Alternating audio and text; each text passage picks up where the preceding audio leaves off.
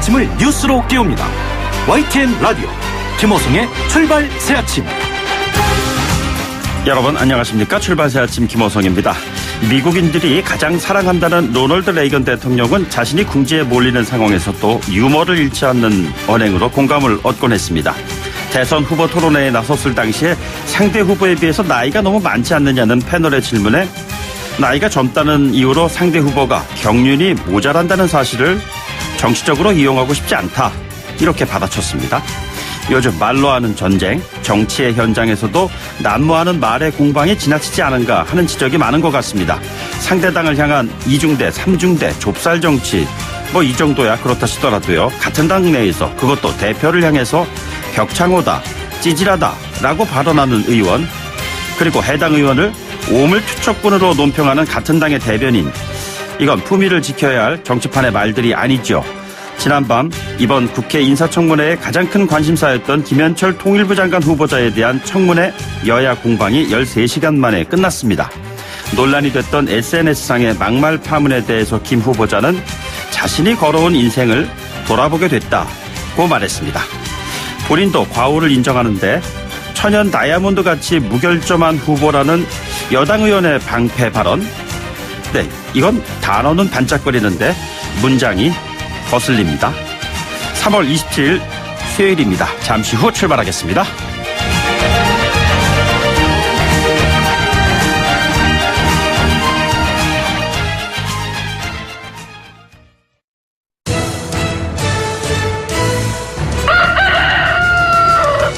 꼭이요 꼭, 출근길 꼭 알아야 할 뉴스, 이종래 꼭 뉴스. 네, 오늘 꼭 아셔야 하는 뉴스 시사평론가 이종훈 박사와 함께 알아보겠습니다. 안녕하십니까? 네, 안녕하세요. 네, 김학의 전 차관에 대한 재수사가를 특별수사팀에서 맡게 된다, 이런 이야기 있지 않습니까? 네, 특임검사 투입설이 나왔었죠. 네네. 그런데 현직 검사만 수사가 가능하다. 그래서 특별수사팀을 설치하는 쪽으로 가닥을 잡은 것으로 전해지고 있습니다. 예. 현직 검사장급 검찰 간부를 팀장으로 해서 전국 각 검찰청에서 수사 인력을 파견받는 형태로 구성을 할 것으로 알려지고 있고요. 검찰 과거사위원회 재수사 방침 결정 이후에 대검찰청 과거사 진상조사단의 경우에는 지금 이제 추가로 좀 조사를 하고 있는 부분들이 좀 있다 그래요. 네네. 윤중천 씨의 별장을 드나들었던 사람들이 또 굉장히 많은가 봅니다. 네. 정부 고위 간부, 유력 정치인, 기업 대표, 전현직 군 장성들, 그리고 이 사람들과 연관된 부당한 청탁과 성상납, 이런 부분에 대해서 이제 여러 첩보들이 있어서 확인 중이라 그러고요. 예. 일단 그 재수사 대상에서 제외시킨 조홍천 의원, 당시 공직기강 비서관 아니었습니까? 네네. 그 관련 보강조사도 진행 중인 것으로 전해지고 있습니다. 예. 오늘 YTN 보도 지금 나오는 걸 보면 그 대면 조사를 사실은 네네. 첩보가 있어가지고 하려고 했다. 그런데 김학의 전 차관이 그 당시 거부를 했고 그대로 예. 임명이 강행됐다. 네네. 그렇게 나오더라고요. 그렇다면 공직기강 비서관이 과연 그걸 몰랐겠는가? 이런 얘기도 지금 나오고 있습니다. 예. 그리고 이제 이번에 특히 뇌물수수 관련한 부분이 이제 포함이 되지 않았습니까? 예. 2005년부터 2022년 사이에 상당한 금품 향응을 받았던 것으로 관련자 진술 나오고 있다고 예. 합니다. 네. 알겠습니다. 그리고 김은경 전 장관 구속영장이 기각이 됐는데 그럼에도 불구하고 검찰이 청와대 관계자들에 대한 조사는 계속한다, 이런 네. 얘기입니다. 그렇습니다. 김 전 장관 구속 실패 이후에 청와대 개입 수사 부분에서 차질이 예상되지 않겠느냐라고 하는 관측이 이제 많이 나왔는데요. 그런데 검찰이 그 신미숙 청와대 균형 인사비서관에 대한 소환 조사 그대로 진행할 것으로 전해지고 있습니다. 예. 일정 조율 중인 것으로 전해지고 있는데요. 그런데 좀 눈길이 가는 대목이 신분이 참고인이 아니라 피의자로 부를 것으로 전해지고 있습니다. 그러니까 뭔가 증거를 좀 확보를 하고 있다. 이런 이제 얘기가 되겠죠. 지금 환경부 산하기관 인선 결정 권한을 갖고 공모 절차에 부당하게 개입한 부분. 네네. 또 환경부 산하기관 인선뿐만 아니고 공모 탈락 인사의 민간업체 대표 취업에도 관여한 혐의. 예. 이런 것들이 좀 이제 있는 것으로 전해지고 있습니다. 네네. 김태호 전 수사관이 어제 수원지검에서 3차 소환 조사를 받았는데요. 환경부 블랙리스트 수사는 결국 성공할 것이다. 또 이런 또 말을 남겨서 이 부분도 눈길을 끌었습니다. 자신 있다 뭐 이런 표현 아니겠어요? 뭔가 증거가 좀 있다 뭐 이런 얘기 같이 좀 들리긴 합니다. 네. 예. 그리고 청문회 관련 소식일 텐데 최종호 국토교통부 장관 후보자가 뭐 이런저런 구설수에 좀 올라 있는데 민주사회를 위한 변호사 모임이 비판 성명을 내놨습니다. 예, 민변은 사실은 문재인 정부에 대해서 굉장히 우호적인 그런 단체 아니겠습니까? 네네. 그런데 좀 이제 이례적인 일이 좀 벌어졌습니다. 어제 성명에서 집 한 채 마련하기도 어려운 서민들의 입장일 때 최 후보자의 다주택 보유 이력은 부러움을 넘어 상대적 박탈감을 느끼게 한다. 예. 그리고 이제 그 다음 부분이 이제 굉장히 좀 따가운 부분인데요. 나아가 현 정부의 주택 정책 방향성에 대한 의구심마저 들게 한다. 네. 그러면서 이제 자진 사퇴 촉구했고요. 경제정의실천시민연합, 경실련 역시 자진 사퇴를 촉구를 했습니다. 예, 어제 그 김현철 통일부 장관 후보자 인사청문회도 굉장히 관심을 많이 끌지 않았습니까? 예. 굉장히 길었습니다. 13시간이 넘게 이렇게 전개가 됐는데 어제 사실은 굉장히 관심을 의외로 끌었던 것은 추미애 더불어민주당 의원이었습니다. 김 후보자가 과거에 감염된 좀비다. 이런 표현을 이제 써서 굉장히 눈길을 끌지 않았습니까? 사과했잖아요. 그래서 뭐 사과를 하긴 했습니다만 네. 그래서 반응이 굉장히 어떻게 나올지 관심을 끌었는데 뭐 공개적으로 사과를 요구하지는 않았습니다. 그 자리에서. 네. 다만 우려를 좀 표시를 했어요. 이전에 페이스북 글을 지웠다고 끝나는 문제가 아니라 앞으로 수많은 자극이 있을 수 있는데 그런 네네. 자극에 즉각적으로 반응해 버린다면 국정 전반에 영향을 미치게 된다. 네네. 예, 그 발끈하는 성격 어떻게 할 생각이 있냐 뭐 이런 질문을 좀 던진 거죠. 네네. 오늘은 진영, 조동호, 박영선 후보자 인사청문회가 열리는데요. 이것도 오늘 YTN 단독 보도로 지금 나온 내용인데. 박영선 의원이 그중에서 지금 일단 가장 관심사 아니겠습니까? 그런데 불법 주차 같은 거 하면 안 돼요. 예, 최근 10년 동안 자신의 지역구에서 주로 불법 주정차 등을 해서 39차례 과태료 부과를 받았고 이 네네. 가운데 16차례는 전액 감면 조치를 받은 것으로 드러났습니다. 예. 이런 속에 자유한국당 쪽에서는 자료 제출을 안 한다 이 박영선 의원이 네네. 이거 인사청문회 연기하자라고 지금 요구를 하고 있는 상황입니다. 그렇습니다. 이거 뭐 집 몇 채 갖고 있지 않고 또 불법 주차 같은 거 제대로 하지 않고 뭐 이러면은 장관 되기도 힘들 것 같습니다. 알겠습니다. 오늘 말씀 여기까지 듣죠. 고맙습니다. 네. 지금까지 이종훈 시사평론가였습니다.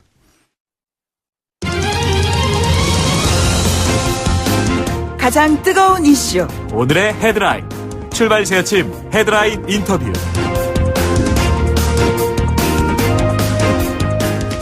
네, 조금 전에 뉴스 브리핑을 통해서도 언급을 했습니다만 법무부의 수사 권고에 따라서 김학의 전 차관을 둘러싼 각종 의혹에 대한 재수사가 5년 만에 재개가 됐습니다.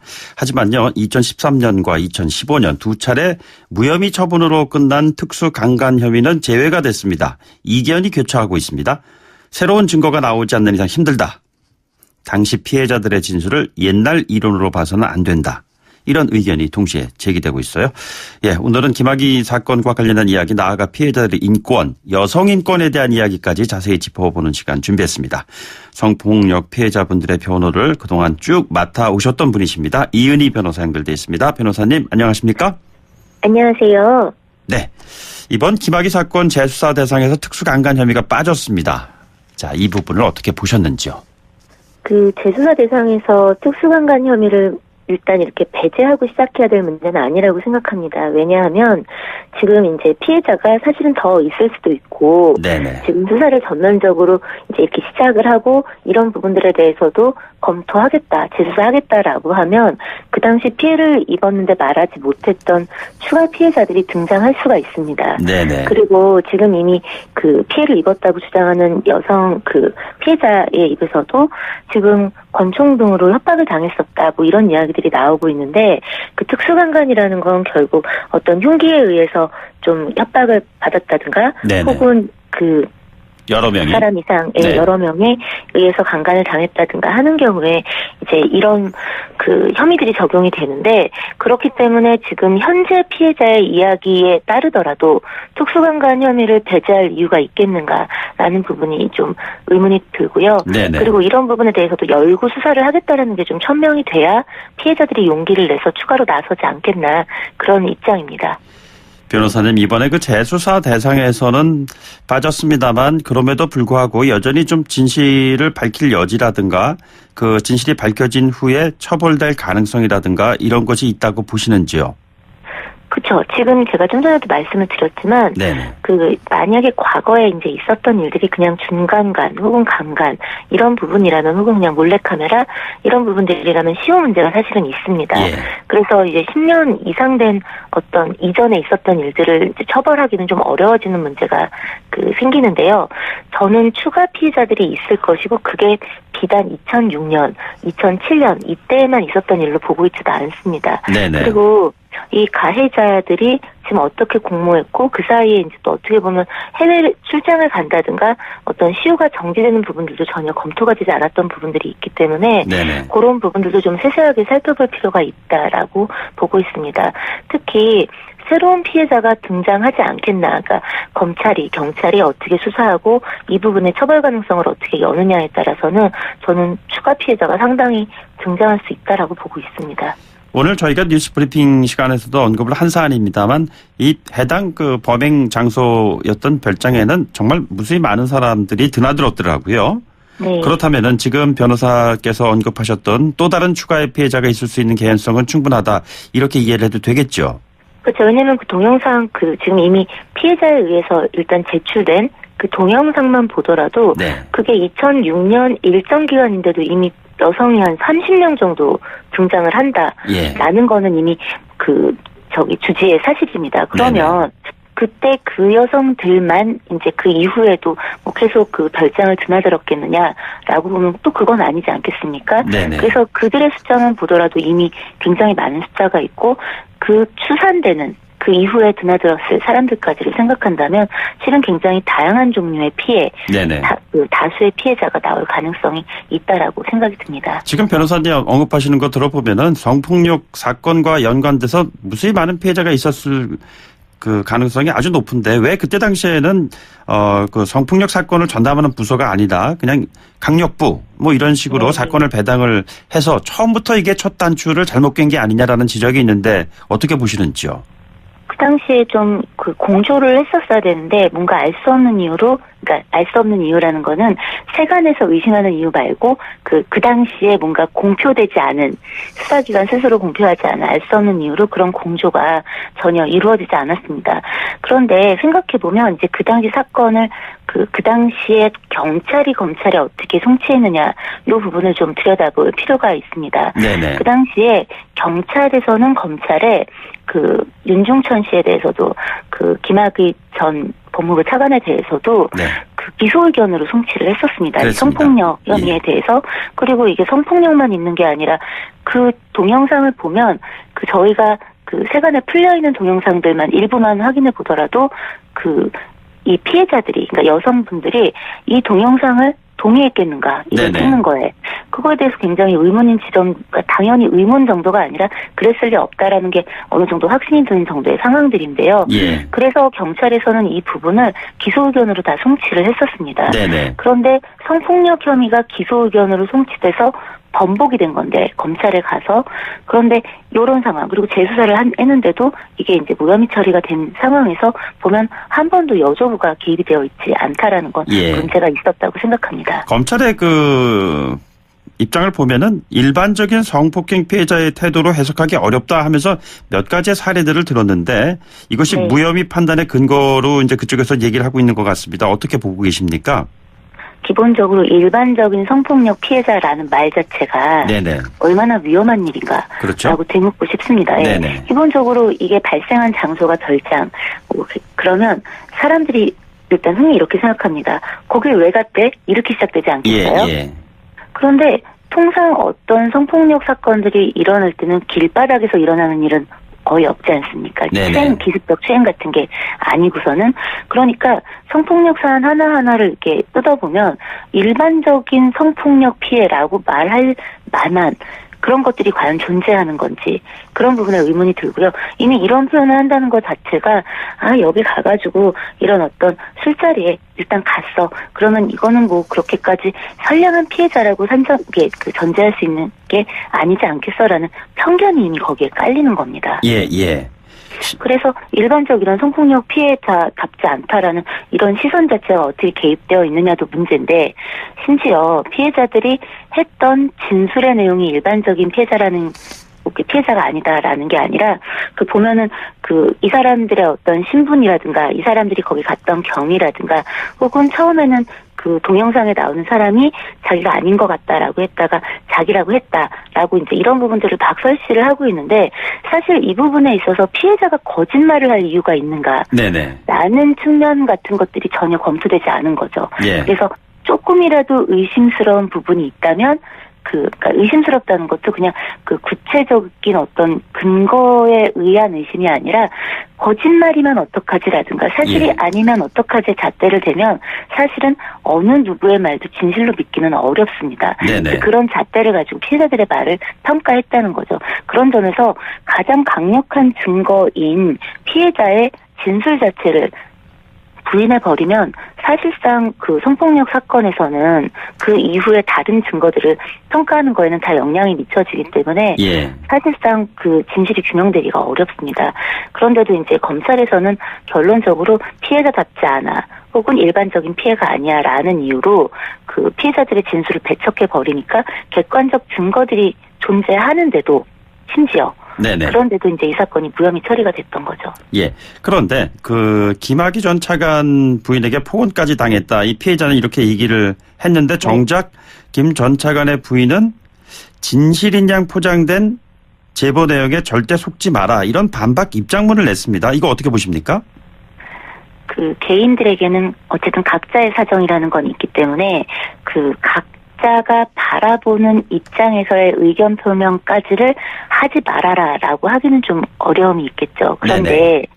실질적으로 이 사건의 이제 본질적인 부분들을 들여다보면, 해당 여성들이 그러면 과연 어떤 대가를 받고 그 자리에 가서 그런 어떤 행위들을 하였는가, 자발적으로 하였다면, 예. 이런 부분들을 좀 돌아본다면, 그리고 그런 어떤 피해자들의 숫자, 그리고 그런 동영상이 찍혀있는 동영상의 존재 자체, 그리고 그들의 지위, 그런 당시 상황들을 좀 고려한다면, 사실은 주변 가족들의 어떤 이런 부분들에는 좀 이런 어떤 의견 혹은 이런 생각들은 조금 우려스러운 바가 있습니다. 조금 가족의 문제임을 떠나서 한 발 떨어져서 좀 객관적으로 바라볼 필요가 있지는 않겠나라는 그런 의견이 조심스럽게 듭니다. 예, 그래서 피해자 변호인 역할을 하셨던 박찬종 변호사가 이렇게 얘기했잖아요. 이 사건의 핵심은 성범죄이고, 구체적으로 도망갈 수 없도록끔 흉기를 사용을 하고 불법 촬영을 하고 피해자를 협박하고 폭력을 가하면서 일종의 성노예로 만들어서 접대까지 하게 만들었다. 이 같은 뒤틀린 성의식을 우리는 지금 어떻게 바라봐야 한다고 보시는지요? 가령 이제 피해자들의 입장에서 이제 협박을 당하는 그러니까 이 협박을 당하는 거에는 굉장히 다양한 것들이 있습니다. 그래서 일단은 어떤 촬영물 같은 것들이 있다, 상대에게. 그러면 그 부분은 권총만큼이나 굉장히 큰 협박이 됩니다. 그래서 반복적으로 어떤 그런 상황들에 이제 노출되기도 하고, 그것들을 저항하거나 신고하지 못하게 되는 일들로 이어집니다. 예. 그런 것들이 반복이 되다 보면 심리적으로 굉장히 위축돼서, 지금 이제 박찬종 변호사께서 말씀하신 것처럼 어떤 노예, 포로, 이런 상태로 이게 장기화되고 그 안에서 무력해지고, 그래서 객관적으로 수사기관이나 대중이 바라볼 때는 저게 스스로 나올 수 있었던 거 아니야 같은 이런 어떤 시선에도 노출이 되는 그런 이중 삼중의 고충이 있고, 이런 것들이 실체적 진실이 규명되기가 또 어려워지는 그런 문제들이 있습니다. 네네. 그런데 이렇게까지 되는 거에는 사실은 이런 것들을 범죄라고 생각하지 않는 거예요. 예. 최근에 이제 연예인들 문제로 단톡방에서 오고 갔던 이야기들이라든가 그런 가볍게 되게 오고 갔던 불법 영상물 이제 상황들을 바라보더라도, 이게 굉장히 큰 범죄가 아니라 그냥 너네들도 좋아서 그랬잖아. 예. 라든가 이제 이런 것들을 서로 이렇게 조롱하고 웃고, 야 이제 이렇게 한번 하면 얘네들이 오히려 영상 찍고 나면 외부에다가 알린다든가 이런 걸도 못해. 야, 한번 이렇게 되면 지네도 좋아서 있는 거야.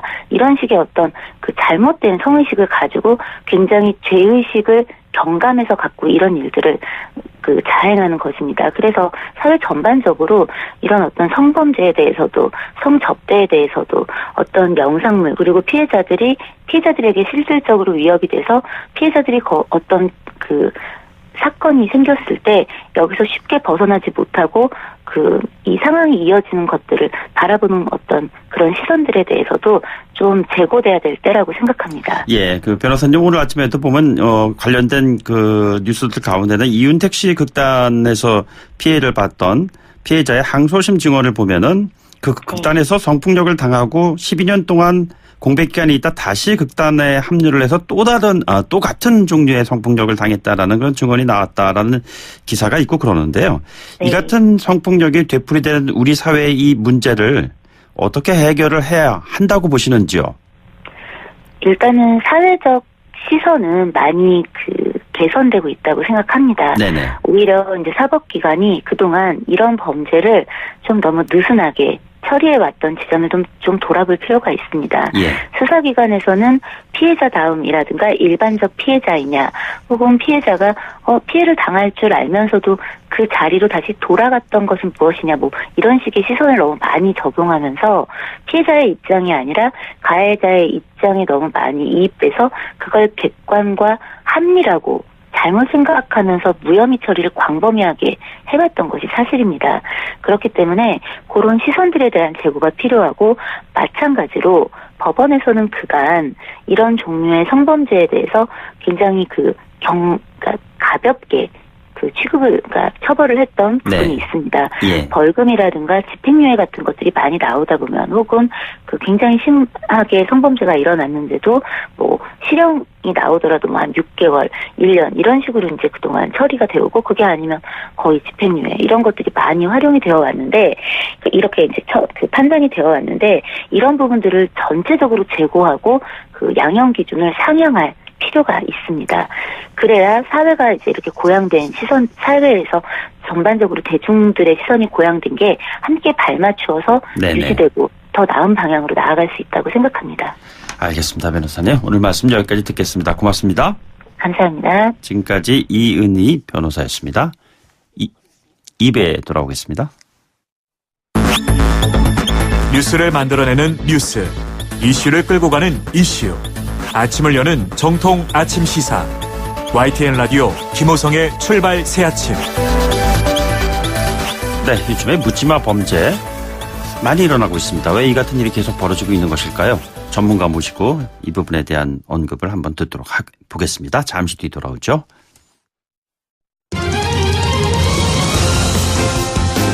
가장 뜨거운 이슈 오늘의 헤드라인 출발 새아침 헤드라인 인터뷰.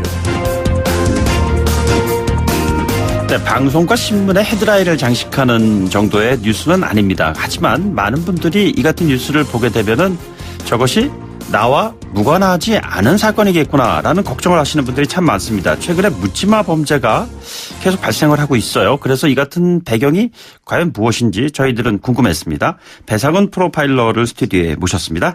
안녕하십니까? 안녕하세요. 예, 변호사님. 최근에 흔히 말하는 묻지마 범죄, 흉기까지 동원된 더더군다나 많은 사람들이 있는 곳, 이 같은 사건들이 일어나고 있습니다. 좀 정리를 좀 해 주실까요? 예, 25일 날에 부산에서 저녁 9시 좀 지나서 벌어진 범죄입니다. 네네. 20대 남성이 사실은 그냥 쓱 들어와서 거기 앉아 있는 여러 사람들 중에서 20대 여성 한 분의 주요 부위를 이제 흉기로 공격한 부분이거든요. 그 얼마나 놀랐겠어요? 그렇죠. 그러니까 놀라는 거 플러스 아무것도 못합니다. 네네. 깜짝 놀라면은 우리가 쉽게 하면 얼어버린다고 하죠. 예, 예. 그런 현상이 나타나죠. 다행히도 빠르게 신고가 돼갖고 경찰이 출동해서 제압이 됐지만은 그 이상의 피해가 갈 수도 있는 사건이었죠. 커피숍에서 그랬다는 것도 또 우려할 만한 일이지만 초등학교 앞에서 그런 일이 또 비슷한 일이 또 벌어졌습니다. 네, 서울에서 발생한 건데요. 초등학교 후문에서 그 동영상이 나왔죠. 여러한 경찰들이 흉기를 든 50대 남성을 제압하는. 거세게 저항도 했어요. 예, 그러니까 첫 번째 부산 사건은 저항은 없었습니다만 두 번째 있는 서울에서의 초등학교 50대 흉기 난동 남성은 상당히 경찰도 다치고요. 진짜 제압하는데 시간이 좀 많이 걸렸죠. 예. 뭐 비슷한 사건이겠지만 지난번에 또 부산에서는 그 연인 사이에 그 자기 그 이제 아는 사람을 흉기로 위협해 갖고서는 가는 걸 본 시민들이 추적을 해 가지고서는 경찰에 신고를 하고 쫓아가고 하면서 검거를 한 일도 벌어졌는데 근데 왜 이 같은 유사한 범죄가 일어나게 되는 것인지요? 보통 이제 이런 거를 사회성 범죄라고 얘기를 합니다. 크게 네네. 범죄로 봤을 때 사회성 범죄라고 하는 것은 여러 가지 사회적 동인들 흔히 말하는 사회적 스트레스, 그 사회적 스트레스를 자기 스트레스로 일종의 등치시키는, 치환시키는 것. 그러니까 이제 일종의 피암시성이 존재하는 겁니다. 네네. 어떤 특정한 자기와 비슷한 스트레스 상황에 있는 사람이 어떤 특정한 행위를 하게 되면 그와 비슷한 형태의 사람들이 따라서 하게 되는. 그러니까 한동안 이런 사건들이 여러 건이 생기다가 또 잠잠해지다가 이게 계속 반복되는 거죠. 유행처럼 번진다는 얘기예요. 유행이 맞습니다. 범죄에는 유행이 있습니다. 그러면 범죄는 유행이 있다고 한다면 그 유행이 있게 되는 어떤 배경이 있는 거 아니겠습니까? 그렇죠. 사회적 현상은 어떤 거죠? 기본적으로 이제 이런 범죄, 사회성 범죄에는 가해자가 존재합니다. 예. 문제는 그 가해자를 관리하는데 실패했다는 겁니다. 지금 이 몇 가지 사건 앞에 말씀드린 부분에서는 그 언론에서도 그렇고 경찰에서도 그렇고 이런 표현을 합니다. 정신질환자. 네네. 이런. 근데 사실 그건 굉장히 위험한 발언이거든요. 왜냐하면은 우리가 정신적인 문제가 있는 사람도 층위가 여러 가지 스펙트럼이 여러 가지 있을 수 있습니다. 네네. 그러니까 그것을 정확히 지적하지 않고 포괄적인 정신질환자라고 하게 되면 공포는 앞서되 대안은 없는 방식이 되거든요. 예. 실제로 어떤 작게라도 관리가 될 수 있는 사람이 있는 반면에 네네. 정신병원에 소위 흔히 말하면 감금치료 같은 표현이 좀 죄송합니다만 네네. 그런 형태로 해야만 되는 극소수의 사람이 있습니다. 예. 그러니까 관리 자체에 대한 시스템이 안 돼 있는 사람들이 존재하는 거고 예. 어떤 특정한 계기가 돼 갖고 사회적으로 그러니까 말하자면 흉기를 들고 난동부린다는 이런 것이 발생한다는 이런 메커니즘을 이해하셔야 된다는 거죠. 예. 자, 거기에 대한 그러면 특별한 어떤 대책이라고 할까요? 뭐 그런 게 따로 없겠습니까? 흔히 이제 사회적 현상을 사회적인 어떤 피해 의식을 개인의 피해 의식으로 간다. 뭐 이런 것들이 다시 말하면 뭐 우리 그런 얘기들 많이 하지 않습니까? 분노 조절 장애가 있다 이런 얘기 있고 그러는데 사람마다 그게 다를 거 아니에요. 그렇죠. 그러니까 그것을 사람마다 특정한 형태의 스트레스가 발생했고 네네. 그것을 그 사람에 맞게끔 조절할 수 있는 사회적 메커니즘이 존재해야 된다는 거죠. 예. 우리 사회에는 한국에도 지역사회 정신보건센터라든가 정신보건법이 있습니다만 관련된 예산이라든가 인력이 턱없이 부족하고요. 그래서 이제 항상 이 극과 극을 나누죠. 어떤 경우는 흔히 말하는 정신질환자를 시설에 감금해서 치료해야 된다. 이렇게 감금이라는 표현이 좀 거슬리는 분들이 있겠지만 현실적이니까요. 그런데 그 반대의 사람들 인권의 문제가 있다라고 하는데 중간이 없습니다. 예. 흔히 말하는 탈시설이면서도 저 정도의 작은 정도의 스트레스를 관리할 수 있는 사회적 시스템이 존재하는 사회가 진짜 선진국이거든요. 그냥 말 그대로 안전한 사회죠. 그런 안전한 사회죠. 그러니까 그런데 그 중간이 없다는 겁니다. 그러니까 어떤 형태의 범죄가 발생하고 피해자가 발생하면 처벌에 급급하고 거기까지 가는 것을 막는 저지시키는 아니면 약간의 지체시키는 시스템 자체가 턱없이 부족한 것이 예방이 안 된다는 건가요? 그렇죠. 그 말씀 예방이라고 말씀드려도 되는 겁니다. 네네. 그거를 위해서 그럼 어떠한 시스템을 갖춰야 하는 겁니까? 지금은 이제 경찰 단계에서의 여러 가지 그 위험군에 있는 사람과 복지 단계에서의 그 정신적으로 스트레스를 받는 사람의 이 정보의 통합성. 그러니까 실제로는 어떤 범죄가 갑자기 발생하거나 갑자기 흉기를 들고 난동하지 않거든요. 분명히 전조 증상이 존재합니다. 그러면 작은 전조 증상이 있는 사람을 어떤 단계에서 이걸 예방하고 지체시키고 할 수 있는 시스템이 돼야 된다는 거. 그것을 이제 지역사회 보건센터라든가 이런 데서 관리를 맡아야 되는데 지금은 그게 안 된다는 겁니다. 예를 들자면은 초등학교 후문에서 이 같은 상황이 펼쳐졌을 때 경찰이 진압을 하는 과정에서 테이저건도 뭐 제대로 쏘지를 못한다든가 뭐 이런 그 지적사항들이 과거에 좀 있었어요. 이 같은 현상도 유사한 사례가 그 계속 재발할 수 있게 하는 환경을 제공하는 건가요? 그렇죠. 말하자면은 일종의 그 고무시키는 거죠. 그런 특정한 형태 자기가 이런 행위를 함으로써 자기가 이것을 보여줄 수 있다고 생각을 하기 때문에 적절한 형태의 제압 그리고 적절한 형태의 관리 이런 것들이 시스템이 된다고 하면은 네네. 상당히 줄어들 수 있죠. 아까 제가 모두에 말씀드린 것처럼 이건 분명히 피함시성이 존재하는 겁니다. 예. 다른 사람이 그런 난동을 부리게 되면 비슷한 형태로 보고 배운다는 거죠. 예, 예. 그러면 보고 배운다고 했을 때 그 같은 상황이 펼쳐졌을 때 공권력이 개입이 돼가지고 굉장히 아주 단호한 제압이 이루어진다고 했을 때 그것이 사회적인 메시지로 전달될 수 있는 가능성도 충분한 거잖아요. 그렇죠. 그 예. 시스템이 돼야 되는 겁니다. 네. 어떻게 해야 되는 겁니까, 그럼? 우리는 쩔쩔매죠. 경찰들이. 네. 그 초등학교 후문에서의 그 사건 같은 경우도 시간이 꽤 걸리고요. 네. 다치기도 하고 어찌할 뻔 모르거든요. 예. 그래서 실제의 장비라든가 훈련 같은 것이 필요한 거거든요. 네네. 그러니까 이제 뭐 저는 늘 그런 말씀드리는 것이 뭐 고무총탄 같은 것이 필요하다. 예. 좀 저강도 정도의.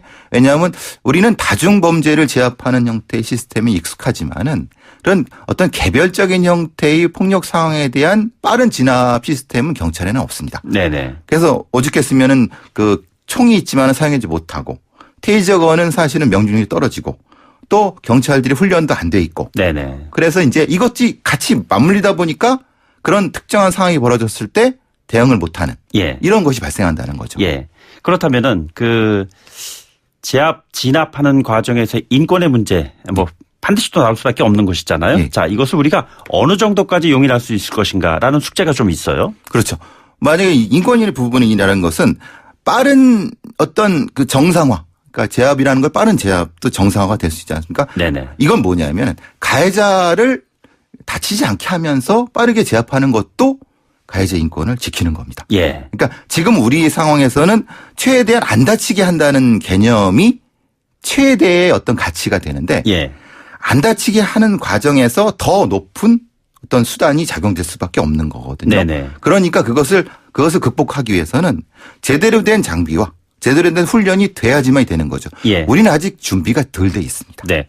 그러나 늘 보면 뭐 경찰은 여러분과 5분 안에 거리에 있습니다. 뭐 이런 슬로건 같은 것들도 많이 보는데 현실적으로 본인이 직접 그 피해 당사자가 됐을 경우에 구조의 손길은 그렇게 빨리 오질 않거든요. 그렇죠. 당사자들은 이런 상황에서 묻지마 범죄의 현장에서 내가 당사자가 됐을 때 그러면 어떠한 대응을 하는 것이 가장 효율적입니까? 심리학적으로는 이제 집단을 만들려고 합니다. 네네. 그러니까 특정한 사람이 어떤 뭐 격한 어떤 폭력 상황이 벌어졌을 때 가장 먼저는 약자를 보호하고 자기와 그 뜻이 맞는 사람의 2사람 이상 3사람 정도의 동의를 얻어서 같이 대응을 하라고 하는 것이 가장 첫 번째입니다. 그러니까 보통은 이런 폭력을 행사하는 사람은 자기보다 힘이 큰 어떤 경우를 맞닥뜨리면 위축이 되거든요. 예. 그런 상황을 만들라는 거죠. 그러니까 네네. 보통 혼자 대응하거나 그러니까 혼자 그 사람을 공격하거나 이렇게 하면은 사실은 자기도 위험해질 수 있고 그렇죠. 주변에 있는 약자들도 위험해질 수 있거든요. 네네. 첫 번째는 당연히 약자를 보호하고 경찰에 신고하고 다수를 만들어서 그 사람이 이 다수의 힘에 위축되게끔 만드는 그런 상황. 네네. 그게 사실은 그렇게 쉽게 되지 않습니다. 그 시민 정신이 확고한 사회가 그게 가능하지 않을까요? 근데 그 시민 정신이라는 것은 저는 늘 말씀드리지만 우리가 초등학교, 중학교 때 그런 교육을 받아야 됩니다. 네네. 그러니까 미국 같은 경우는 몇몇 주지만은 폭력 예방 교육에 이런 종류의 사회성 폭력 예방 교육을 배웁니다. 예. 그걸 몸에 배게 해갖고 안전의식과 폭력 예방 교육을 함으로써 어떤 상황이 발생됐을 때 자기를 보호하고 가해자도 보호할 수 있는 시스템이 네네. 되는 겁니다. 예. 우리는 거기에 대한 생각이 아직 없습니다. 아, 공공의 장소에서 묻지마 폭력의 현장이 펼쳐졌을 때 그것을 바라보는 제3자의 시각이 사실은 저게 내가 괜히 개입이 돼가지고 내가 피해를 보면 나만 손해 아니냐 이런 생각을 갖는 사람들이 많이 있잖아요.